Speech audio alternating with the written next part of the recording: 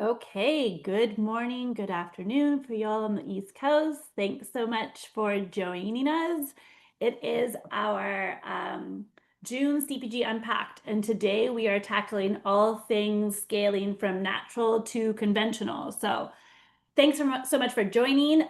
Today I have Sabrina Kautz and Lauren Larsen. Sabrina is a brand marketer with over 15 years of CPG experience. She and I have worked across many brands, and she has a ton of experience with both emerging brands and huge brands. Has managed omni-channel businesses across multiple categories, and has worked with companies like Zebra, Tropicana, and Diana's Bananas. So thanks so much for joining us today. Lauren is the director of marketing of Good Good. We also work with Good Good, where she leads brand strategy, retail marketing, and digital initiatives, and has deep experience with companies like Sunbum, Clorox, and his well-rounded view of what it takes to grow from natural into conventional and turning your brand into a household name. So thanks so much, ladies, for joining. I really appreciate it. It is a really big, hot topic. My name's Ashlie. I'm head of business development here at Social Nature, and I've been working with the company for almost 11 years. And this is one of the biggest themes that comes up. I still do thousands of discovery calls with brands, and everyone wants to know, as Sabrina, you put it so well, is what's the silver bullet from going to natural to conventional? And we have some news. There are some tips. There is not necessarily a silver bullet, but I think the best way to unpack this topic is to kind of just talk on a kind of anecdote per example basis. If there's anyone who's tuning in that has questions along the way, feel free to drop it in the chat and I will be keeping an eye on that. Okay, so for the purposes of our conversation, I think when a natural brand is considering mass retail, I think it's probably helpful for us just to say when we're talking about mass, we're talking about probably like Target, Walmart, that kind of thing. But any tips from y'all as I guess one of the questions that comes up for brands is how do you know when you're ready for conventional? Is there signs internal within the brand that you know, okay, I think we can expand out? I can start. So I think there's a couple signals. I think as many of you know, velocity tends to be one of the kind of golden metrics in retail. I've worked on a couple different brands with pretty large portfolios. So I think taking a look at velocities and making sure that you're at minimum hitting the hurdles for the natural channel. If you have SKUs that are significantly exceeding those within natural, I do think that that's one signal that you could be ready for conventional.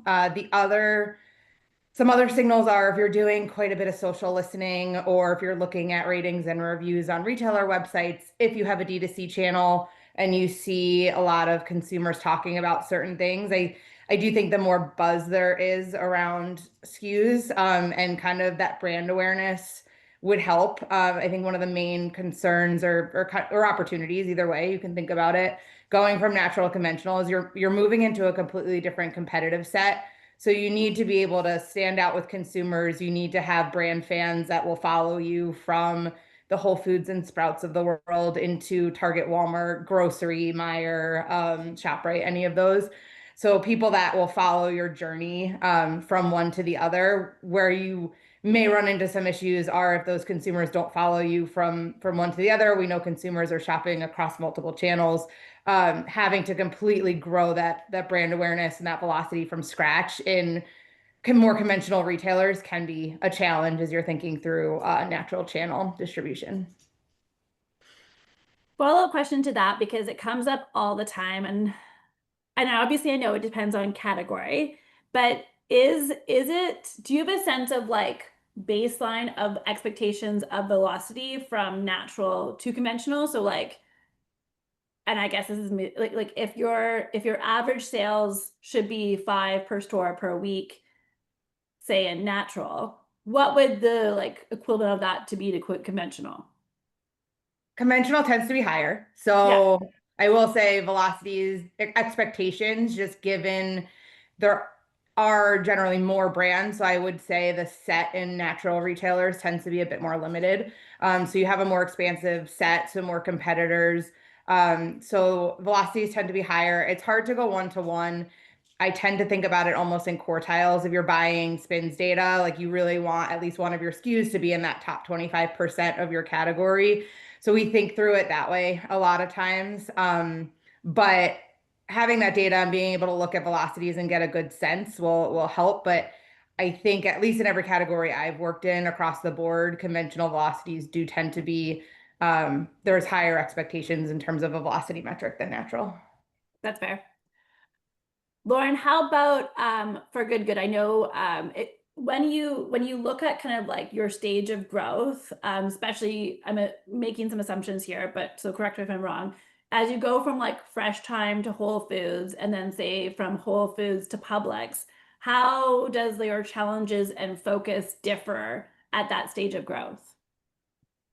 Yeah, I think for, us, it was really just, you know, thankfully we have a lot of data, right? So we're a pretty data-driven company, and so data is super important to us. So we've had access to a lot of data early on. So we understand like what is the expectation of Publix, what is the expectation of Fresh Time, and what's the expectation of Whole Foods. And some of those buyers are very much more willing to talk to you and kind of give you some of their expectations, right?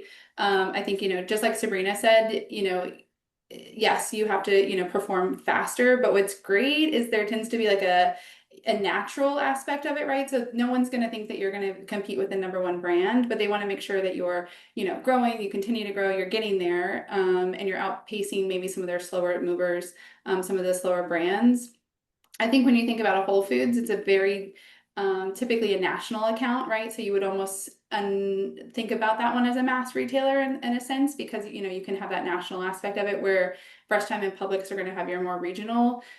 Yes, they're kind of they've expanded a lot more than they used to be, but you're going to still have that regional mindset versus like that leaning a little bit heavier into those national accounts that can actually scale you a little bit faster across the nation.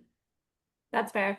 And Sabrina, you and I were talking about this, which I think is a really important note to make. And Randy also has a question about kind of hero SKUs. And we were also just talking about, going from natural to conventional, maybe not necessarily assuming that you're taking all of those SKUs from natural to conventional, but also is there a consideration these days to just when you're go to market, you're having less SKUs in your portfolio to begin with? Like just because it's easier to scale, maybe? I don't know.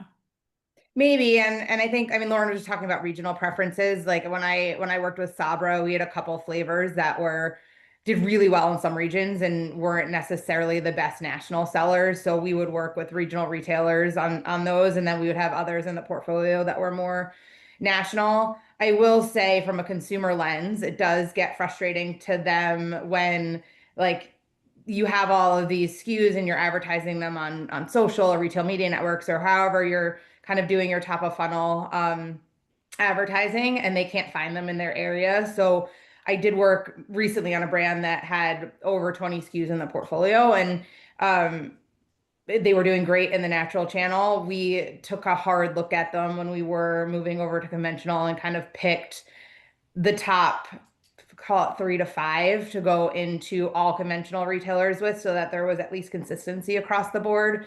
And it was a velocity lens to start, but there's also, again, taking a look at the competitive set, where's the conventional market highly saturated, where might there be some white space opportunity. Like there were a couple different lenses we put on it, but we wanted to ensure that we were consistent across all retailers so that consumers were really trained as like what they were looking for, rather than there being a giant breadth of a portfolio and them kind of being like, well, I have to go to one retailer for this SKU and one retailer to this SKU. Like it just made it really inconvenient for them.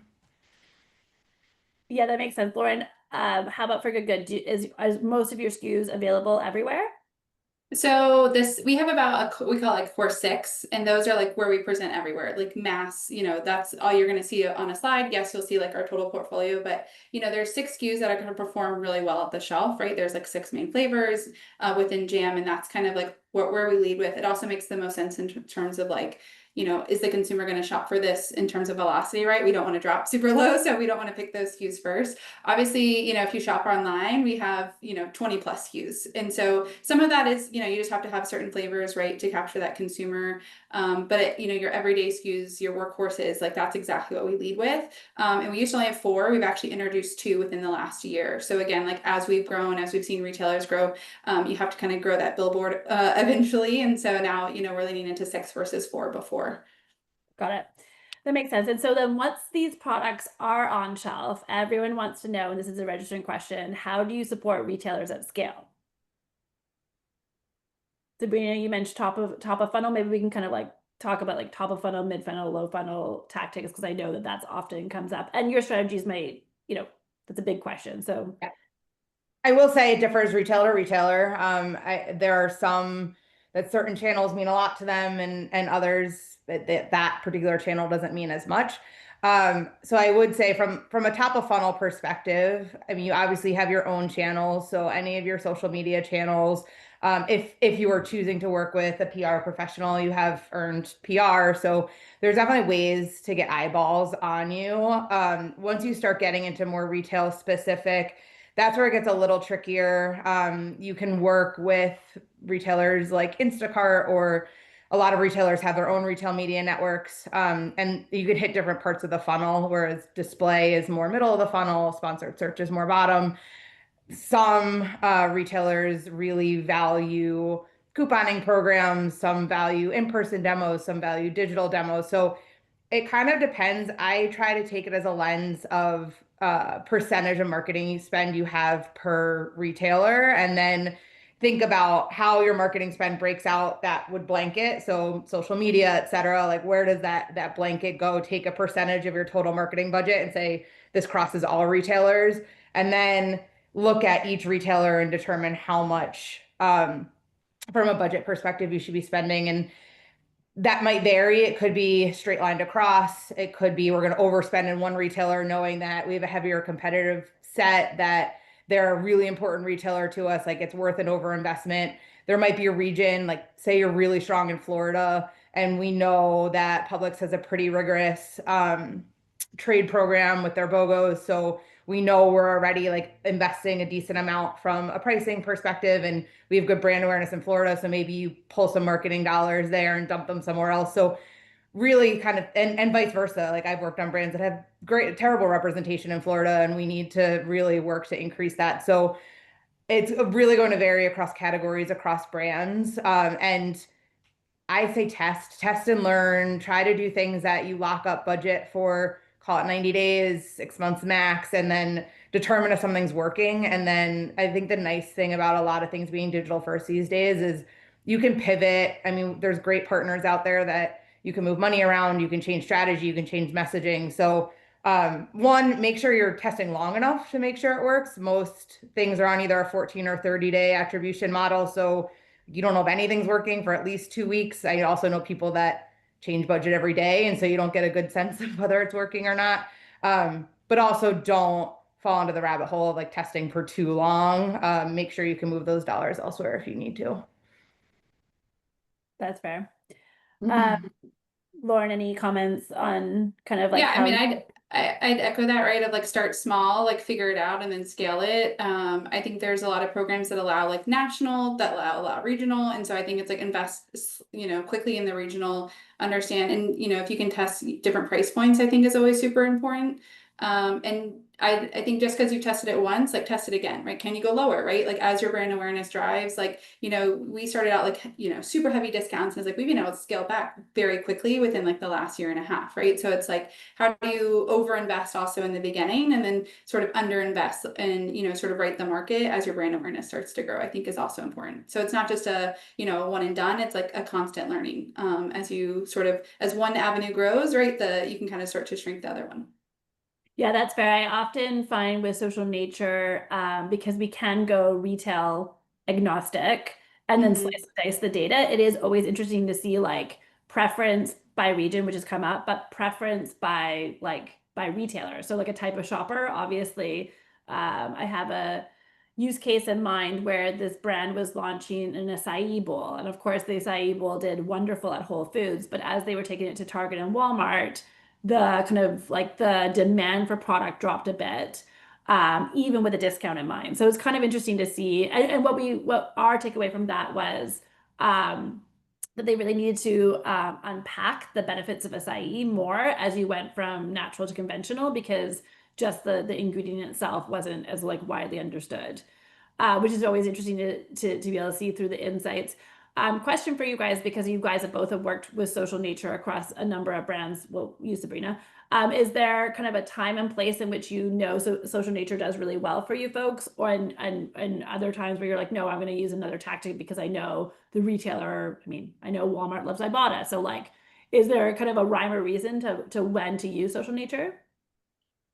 I've used it in a couple of different scenarios. I tend to really like it with either new retailer launches or innovation launches.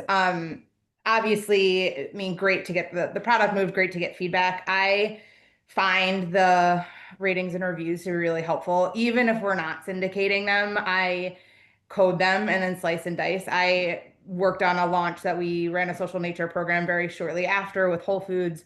We found out real quickly that there was some taste opportunities with the product, and we were able to reformulate and like within the next production run get it out. So that was super valuable, as well as showing strong numbers at launch, really working on getting the reviews on the platform, getting consumer feedback. So the pre and post surveys were all great. I do find those verbatims incredibly helpful. I almost use it as like however many. I mean, I usually run them at about 3,000 consumers at a time, but however many responses you're getting, I almost look at as like qualitative consumer responses and really try to tailor messaging and find opportunities there. Agreed. How about for you, Lauren? I know we've looked Yeah, at I think different campaigns. Yeah, we've sort of had like an evolution, I would say, with Social Nature. So when I first joined Good Good, like our number one goal was like people didn't even, know who we were really. And so it was just like driving brand awareness. So we did a bunch of campaigns with a bunch of different retailers and, just really leaned into, our jams. And that was the focus. I think now, right, like this year, we're focused on like new item launches, right? We're launching 4 new items, completely new. And so we just need reviews. Also, as Sabrina mentioned, like for these, we're going to have the reviews on our website, those types of things. Super helpful. And it's a completely new, recipe. So we want to hear like, how does it taste? Like, do people like this? Right? Like, yes, internally it's approved and those types of things, but we'd just love to get that feedback super quick, to like what Sabrina said, right? But then there's other retailers that, we'll kind of watch and see how the performance goes that are launching our current line. And it's like, do we feel like we just need the additional, velocity support? Maybe there's an issue in terms of just showing up on shelf, right? Like you guys can let us know that too pretty quickly. And so I think, those types of, depending on what I need now from a retailer is kind of like, which is nice about Social Nature is you can kind of pick and understand like what's the reasoning behind it. And then you can kind of lean heavier that way. Yeah, I've also used it for selling. Like I just building on what Lauren was saying. I worked on a brand that had one format. We had 2 formats available. We had one that was widely distributed. We were trying to get the other like new distribution on the secondary format. And a lot of consumers came back and were like, we can find this one, but like we really want to find the bites at the time. And so we were able to like build out sell stories and really take that data and like go to our retailers and say, hey, like we know you're carrying it was Diana's, you're carrying the frozen banana on a stick, but we really want to get additional distribution on the bites, and we were able to build a really nice sell story around it. So that data was incredibly helpful moving forward and really helping to right size the portfolio across all retailers. Yeah, I think just going back to like the first question that you asked of like, are you ready to go there? It's nice because obviously people shop at different retailers. So, if you're doing a Whole Foods launch and you're with Social Nature, you can see every Walmart, Kroger, Target shopper, and you can say like, hey, I already have like 30% of your shopper wants us at your store, right? So I think that's another, tell if you can already say like, hey, a third of my current consumer is going to go to you no matter what, because they're already, stopping in your doors. So that's another great call out. Yeah, I love that storytelling. And you kind of both touched on this piece, which is to say that as you grow, maybe awareness is more of a focus. And then as you kind of get that foothold of awareness, then you're going to kind of take your your budget and like refocus it on like kind of trigger events. Maybe we can speak a little bit to that, and also especially because that trigger event going from like natural, your national to get into natural Whole Foods is one jump, and then you use that as a stepping stone to get into mass, but you're only going to get 1,000 stores. And I think that's a kind of common misconception that I chat with a lot of brands, is that they think that getting into national Whole Foods is going to translate into national Walmart. And like I was like, if it did, you'd be really stressed, like from a budget perspective to even Yeah. so like it's a good thing it doesn't work that way. But maybe we can kind of speak to that. Like, what are some of the changes of focus as you take that kind of leap into conventional? I actually flip it, and I tend to start with like bottom of funnel tactics when you first go into a retailer for a couple of reasons. One, getting that velocity right off the bat is going to be really important. And two, it's going to be easier to capture a consumer when they're already in the shopping mindset. So whether that's like at shelf is as bottom of funnel as you can get. So whether that's trade planning, whether you can do signage on shelf, like when in frozen, Publix allows you for free to put clings on the freezers. You just have to pay for the merchandisers to go in and do it. So that's the most bottom. But then going into sponsored search and some of these other things, you already know that shoppers are considering whether it's a competitor, whether it's the category, like they're in that shopping mindset. I want to go in and purchase. And so capturing those kind of lower hanging fruit is super important, or at least the way that I think through it. And then once you reach saturation point, or once you kind of know that you're flowing in maybe the top 20% of doors, because again, you're going to have some stores that are high performers, some that are mid, some that are low, and sometimes that's just the way it shakes out. Then you start really growing like up the funnel and doing the more awareness based tactics, that are going to then, if you've captured a majority of the consumers that are already in the consideration mindset, then you need to start bringing people in from awareness to consideration to purchase. Not saying you can't do both at the same time, but as you're thinking about budget splits, I tend to go probably 70-30, like performance to brand to start, and then start balancing it out a little bit more, maybe like 3 to 4 months after launch. Yeah, I think Walmart itself, as we know, like EDLP, so it's like you don't get like those opportunities. So, thankfully, with Social Nature, with others, some marketing, you can kind of roundabout do it, right? There's like, and I know you mentioned Ibotta, but that's a $50,000 minimum, right? And so that like not every brand is going to have that, even going into Walmart just because you went in there, and I think just to touch on going from 1,000 into 1,000 doors of Walmart is probably means that you're in the best Walmarts for the most part, right? Like not every Walmart performs the same as like Sabrina mentioned. So like knowing that you're a premium product, most likely knowing that, you're probably either a niche product or, maybe there's just one or two other natural brands. So you kind of are competing with, those big people, those big brands that have been around for hundreds of years. And it's so like knowing those types of things, it's just you want to go very slow into mass, I would say, versus trying to like be all in, and try to hit all 3,000 doors and support all 3,000 doors. That's like basically what you've been doing into the last 5 retailers that you just opened, right? So like supporting 3,000 Walmart doors is a very different story, I would say, than supporting 1,000, 500, 300, right? Like I think getting in the door and then being able to prove yourself and grow is the most important thing. And we haven't touched on this a lot, but I think operationally, right? Like that's a big ask, right, to your operations team, not even to marketing teams or sales teams, but just to, operational, can your warehouse, worry about that? Can our co-man, how are they doing? Like, can they produce, like, what happens if your velocity doubles overnight, right? And your brand awareness is now, at an additional 1,000 Walmart stores across the nation, like that's going to grow everywhere, right? So it's kind of like, you really do need to like understand your operational outages, I would say too, before like expanding into mass or saying yes, or even starting that conversation. And to that point, both Walmart and Target have scorecards that they hold very near and dear to your heart. And operational excellence is one of them. Like your on-time delivery for Walmart is really important, and they expect you to be in like the high 90%. So again, if you're blowing up your operations with a 3,000 door launch and you can't stay green in the scorecard, that's also something to really think about. And there is marketing inputs into the scorecard, but it is a lot of operations. Yeah, for sure. And I feel like we all know that this is a tricky year for a lot of brands. I'm seeing more brands than ever getting delisted from Walmart. like any kind of like I wonder if those brands just weren't ready for Walmart to begin with. Is there any kind of like signals that you feel like it's not even worth saying yes to this PO from a brand's perspective? Like this might not be the space for you, or you're not ready for it. Any kind of like advice around that?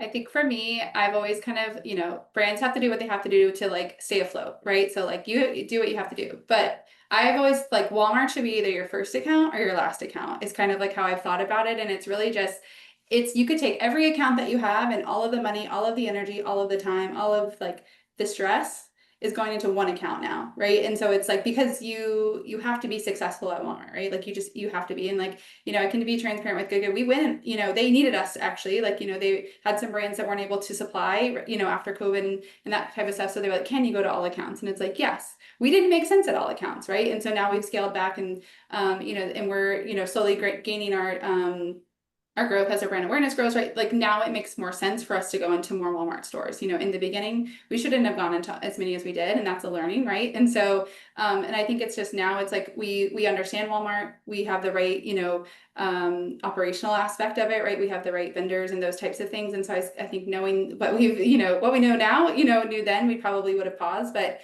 I think it's like the reality of Walmart is just you don't know what you don't know until you're in it. And I think, it's a cursing and a blessing. And again, like if you need the money, you need the money. But if you can hold off, just until you feel like super confident and you feel like you have everything good and you have the resource and the time and the money and the knowledge, then, that's when I would say like open the floodgates.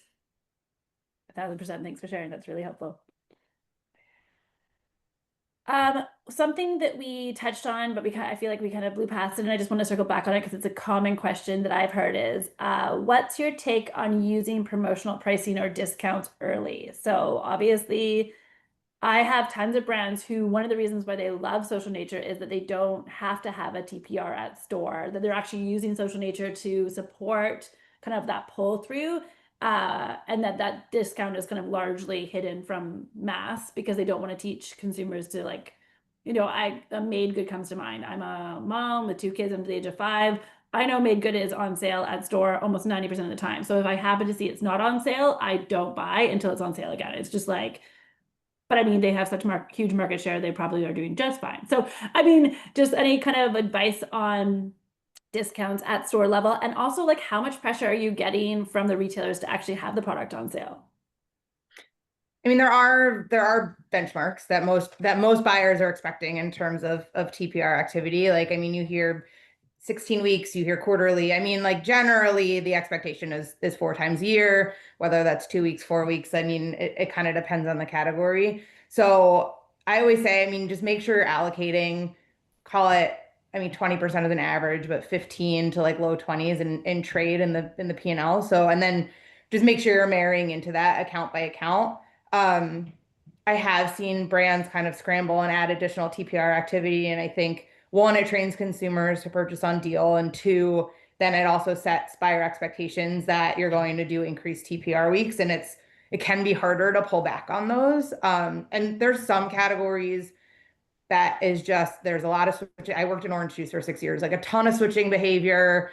Brand loyalty wasn't as much of a thing. And like in big corporate orange juice, I'm not saying like niche, smaller juice brands, it's different. But so it was very much like a TPR play. That isn't the same across the board. So I don't know that you necessarily need to be on deal at launch, but I also think if you are in natural accounts, have a really clear picture of what your TPR versus non-TPR sales look like and how much of a lift you're getting on deal versus not. And then kind of decide what that programming looks like when you launch. Because if you're not on deal, then you're likely going to heavy up more on marketing. So it's going to hit the P&L one way or the other. And so just figuring out where the dollars would be most valuable, whether it's within trade activity or within marketing dollars, or you do a little bit of a less steep discount and spread more marketing dollars across. Like there's a whole bunch of puzzle pieces that you can fit together. But if you're going to hit strong out of the gate, like there's going to have to be some money spent in the first 8 to 12 weeks. I think it just depends where your P&L can carry it. That's fair. Lauren, any thoughts on how often you guys rely on discounts for Good Good? Yeah, I think, again, it's been a journey, right? So like early on, yeah, it was like, as a marketer, I'm like, I don't care what they pay for it, just like take it off the shelf, And so I think, to be a profitable business though, you have to have that other lens. And so I think the most you can do without impacting the shelf, to Sabrina's point, like the buyer's not going to be aware, but I think also your competitors aren't going to be aware, which is kind of nice. Like you can kind of slide under the radar of like, how did they randomly have this jump? Like, but they can't parse it out in the data, right? So it's a nice way to do that if you're not scanning at the POS. And so I think it's also just kind of, you can gauge success too by testing things like, can you run an ad on Instacart? Can you, do that? How does that work, right? Before you kind of go and then you test your TPRs, right? Even too, right? So you can say like, hey, these 4 weeks we were, at $2 off, but I ran an ad for $1 off and we actually performed better, right? And so then the next time around you can kind of schedule that stuff too. So I do think it's nice. I think, again, as your brand awareness grows, I think, if you're at the shelf, and you see 50 cents off, you're going to grab it, right? Versus someone who's full price. So I think, you can kind of think about your time frames and how you show up. But, the number one brands are still promoting, right? The brand that started the category is still promoting. So I definitely think promotions is super important. And I think, being a premium product, you kind of have to convince people, especially if it's an edible product of like, why this versus that. And you have about 30 seconds. And sometimes price is the number one reason, right? So if you can kind of match, or just get slightly there where in the beginning, especially at launch, or just during key pulse periods, I think that's, you can also then go back and reflect on like, did this actually do what we needed? No, it didn't. Okay, so let's learn, right? And let's move forward. So I totally believe in promotional, but I do believe doing it, at the right price point. Yeah, that's fair. We try to do kind of a panel against our own community every year just to see kind of what's happening. We have the largest natural shopping community, at least digitally. And one of the biggest things that came up was kind of what categories consumers are trading up and down on. But what actually elicited a new trial from a new brand was a discount. Like number one, that people, the consumers, their community still very much cared about the better for you. They're still willing to spend more, but just having that dollar off was just the additional incentive to get them to pull that product off the shelf. So that for sure seems to resonate amongst community in this tighter market. Yeah, and going to mass, right? You're going to have the same broader sense of person that's not just better for you, that also wants to save. So, I think doing non at the shelf tactics is like just as reasonable, so that you can minimize that, the where it lands on the P&L as well, right? Is always nice. But yeah, you're gonna see it. I mean, like promotion's always gonna win. I think price is, is always gonna be a factor for sure. And I think thinking about the way you position the discount, I've done a lot of like testing in terms of like on shelf pricing discounts, and whether it's like a 2 for a dollar amount, or if it is a 2 for a dollar amount, but you can position it as buy one, get one 50% off, like does that work better? So I think again, it could be the exact same P&L hit, but it's the way you're positioning it to the consumer, really thinking through and testing and like testing what's on the shelf tag might help you get a little bit more efficient with a trade spend. So like say buy one, get one 50% off, you get a 40% lift instead of a 30% lift, then maybe you can do one fewer and dump those dollars into marketing. So really just thinking through the entirety of the P&L and like how that sales and marketing spend kind of overlaps and builds off of each other. Yeah, Sabrina, sounds like you rely pretty heavily on some of those, like a lot of those foundational tools. I have a question for you because this kind of comes up for a lot of like emerging brands. At what point do you like have an emerging brand invest in like a SPINS, or like, what are those foundational tools, and like at what, like how much revenue does a brand need to be able to be like, okay, like you definitely need this, or is there, you've got into this retailer, now you need to get SPINS? It tends to be more like either retail, like, I don't know, I know brands that have bought it right out of the gate. And I know people that have waited till 10, 15, 20 million. Like it seems to be all over the place. I think a couple things, it depends on how competitive the category is and like how much competition is affecting. Can you get insights elsewhere? Like Target, Whole Foods, like you can't get competitive insights. You can at least get your own on a lot of the portals. So is that enough? And like, is that knowing how you're doing, like agnostic of competitors, like, is that okay? You can do a lot of the lift analysis on your data. But I do think once you start getting into these larger retailers, I mean, Walmart in particular, for sure. I would say Kroger's 50/50 because they have their 84/51. So I mean, balance out that data versus yours. But once you get into at least a national conventional retailer would probably be the time to do it. So like a Target, a Kroger, a Walmart, any of those, probably a Publix, even though I know they're more regional, would probably be the time to think about it. If you're doing kind of more regional accounts, like Wegmans has their own portal and you can see competitive data, which I don't think a lot of people know.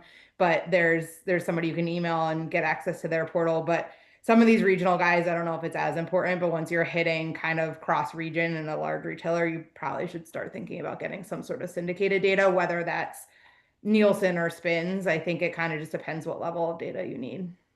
That's fair.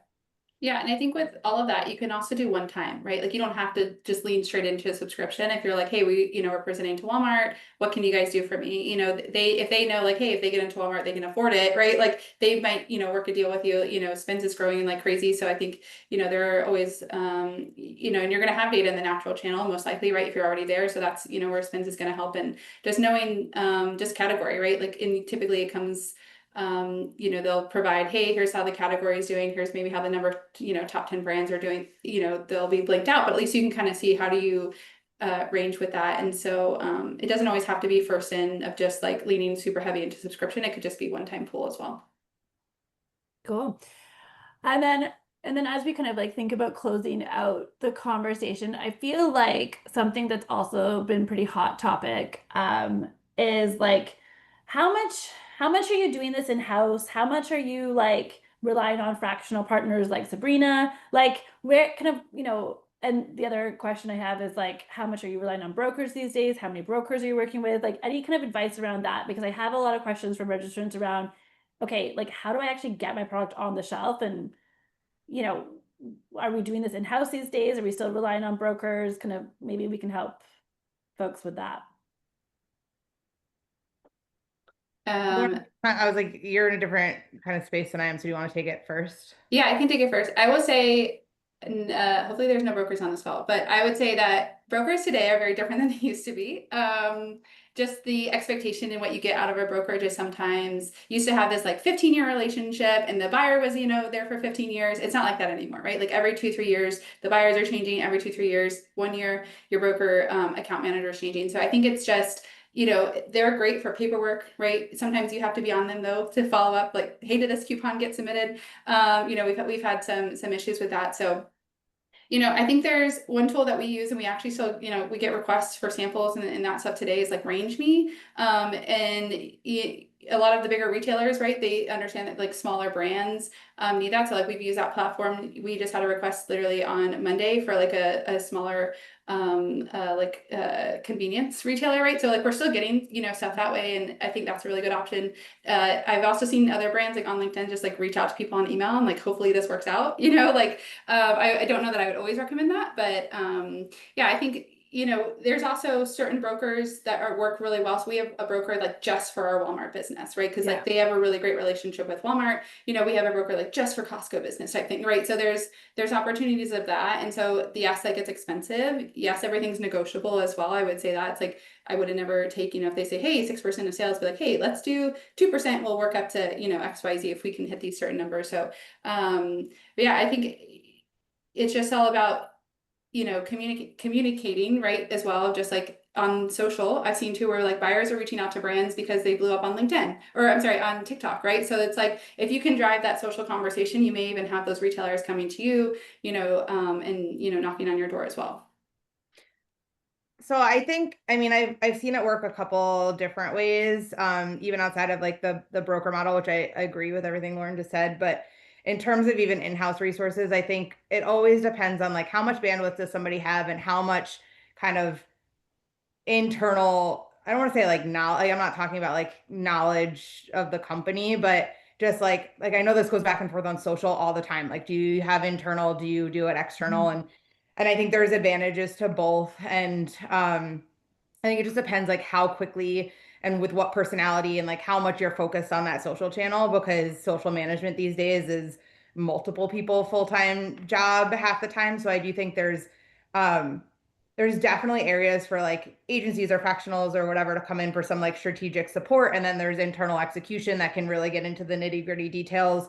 Um, I've worked in scenarios where I do that, where it's like the strategy and there's an in-house marketer that's really doing like the day-to-day and like really knows the ins and outs. I've also been full-time and we've hired fractional strategic partners to come in and do brand strategy work or like help us with some go to market or innovation. So again, I think it depends on how much time people have and like how much depth of knowledge you need across each of these concepts.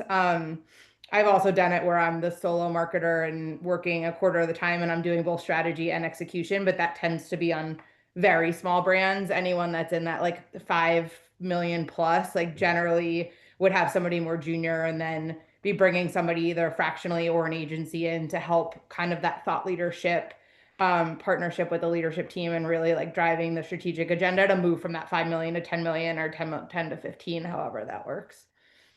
I love it. Any kind of last advice? I had a returning question who is asking like that kind of age-old question, like what do you know now that you wish you knew, I don't know, five years ago, let's say, as it relates to going from natural to conventional, or just maybe like retail growth in general. Last words of advice.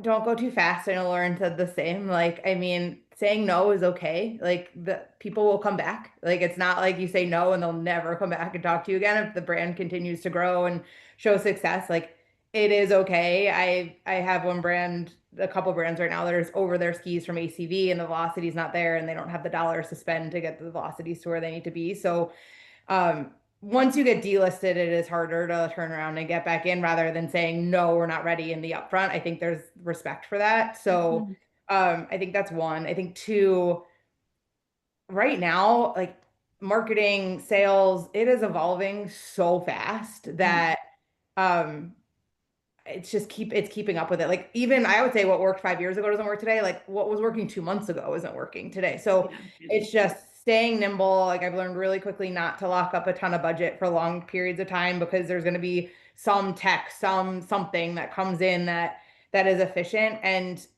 I also think knowing like what benchmarks and KPIs you're working towards, like there is a level, and I always use Target as an example. Like there is a digital penetration number that like once you kind of hit it, every dollar you're spending above that, you're getting somebody who would have bought anyway. So I think really either tapping into knowledge experts or your broker partners, or if you can get on the phone with the Roundel team, like any of that, but start figuring that stuff out. Budgets are lean, like retailers are expensive. So making sure that you're as efficient as possible with every dollar.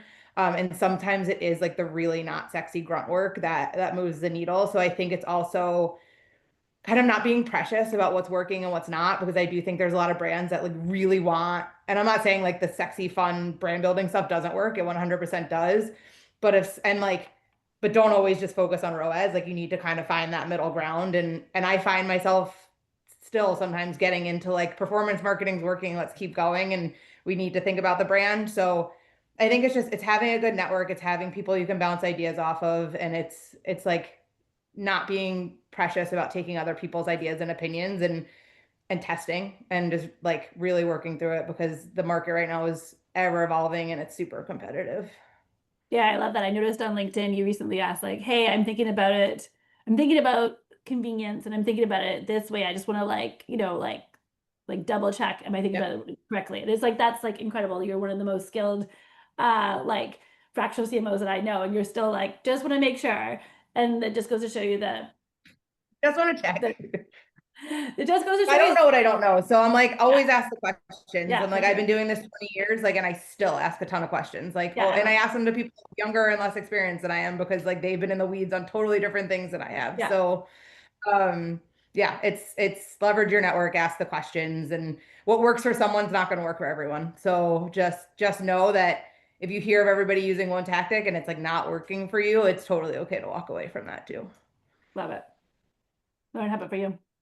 Yeah, I think knowing what you can say no to, right? Like we have like a yes list of retailers. We have like a maybe we'll double check, and we have like a we can't go to this retailer, right? And so I guess that's a little bit of privilege, right? Where we are at this point, but it's kind of like these are, who we're gonna say yes to. And it's nice because it's like I'm like, hey, I can't support this brand. Like we said no supporting of this retailer, right? Like they're, less than 25, I can do like a national coupon and when I'll include them, right? That kind of thing. So it's even just nice in terms of like, we're such a small team and we have a lean budget. And so it's like, that's the best way for us to do it of like, is this part of the yes? Is this part of the no? Is this part of a maybe? I think also just like gut feeling, right? Like you're going to fail, but fail fast, right? So like test it, right? Test an Instacart coupon, test like a small little like Enmar digital coupon that you can do super quickly and then be like, hey, this was not enough discount, or what if I did, 75 cents extra, right? Or something. And I think test it that way and then go larger.